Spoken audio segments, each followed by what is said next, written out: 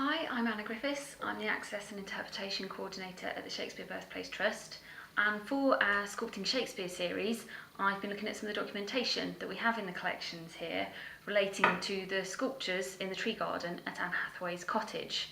And I have two particular documents here produced by the sculptors for that tree garden that look at not only the sort of concepts of their sculptures, but the physical process of turning an idea into a bronze sculpture. So I just wanted to show you, I have Evolution of a Sculpture, which was the sculpture for Hamlet, What Wilt Thou Do For Her, by Michele Firpo-Cappiello. And I also have a document called Process of Sculpture, and this is relating to the King Lear sculpture by Eve Pomerantz.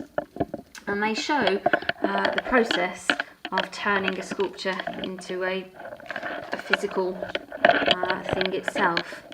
And both of them start off with looking at miniature, well, sort of 9-inch models of their sculptures, which is where they sort of formulate their ideas, see what it's going to look like physically. So those are some of the early 9-inch, and that's an 8-inch sculpture of the King Lear.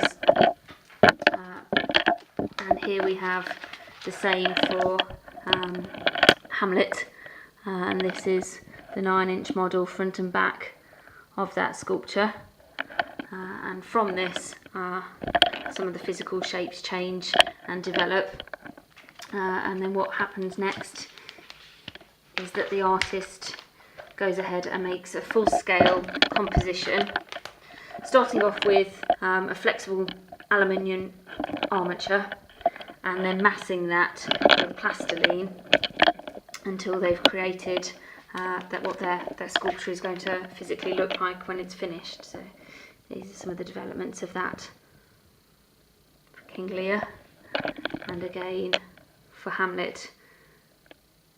So changes are made from some of the smaller models. And in the case of the Hamlet sculpture here as well, what Michele did was, at this stage in the process, experimented with using drapery in her sculpture to see what that would look like on the finished piece. Once the artists are happy with their plasticine model, what happens is they have to make a wax version of this, and to do that they first of all make a rubber mould. And to make the rubber mould, they first of all cover the plastiline model with a blanket, and then they create a plaster case for that called the mother mould. And what happens is rubber is then poured into the mother mould, into the gap where the blanket was, and that's the picture of the rubber mould that was created for King Lear.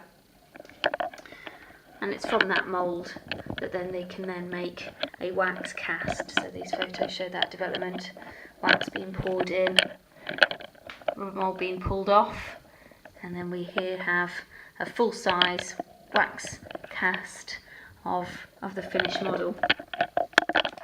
Similarly for Hamlet, here we have the wax cast as it is finished, and some of the detail from that.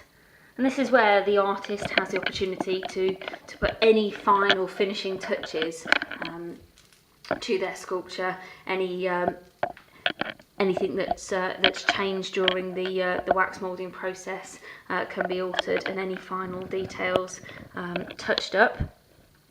Because then what happens is they form a ceramic and sand shell around that wax model, and then once that shell has been formed, they melt the wax out, creating a ceramic shell within which the molten bronze is poured and left to cool, and then that shell is cracked off, and then we are left with our final finished bronze sculpture. Then there's a finishing process when that's cleaned up, and the final thing that you have to do is to apply patina. Now, patina is a natural coloration that forms on the sculptures when exposed to the elements, and gives them different coloured tints and a sort of an older and more weathered look. But what sculptors often do is use chemical processes to apply to fabricate this patina on the bronze sculptures so that they're not quite so shiny and that they can bring different colours to their sculptures.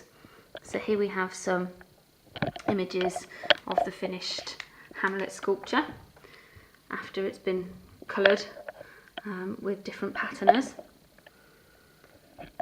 And that is the way in which these sculptures evolved from just a concept and series of drawings. So I'd quite like to finish with a couple of words from Eve's document. And she says that there are many people involved in the creation of a sculpture as it goes through these stages, and the finished sculpture is a standing monument to the cooperation and talents of many different people. So I think that's quite an interesting process, and it's great that we've got these documents that show how that works. The sculptures themselves are still standing in the tree garden at Anne Hathaway's cottage, and they're absolutely brilliant. So if you are in Stratford upon Avon, I recommend going and viewing some of the finished pieces, and hopefully we'll feature a couple more of those later on in this series.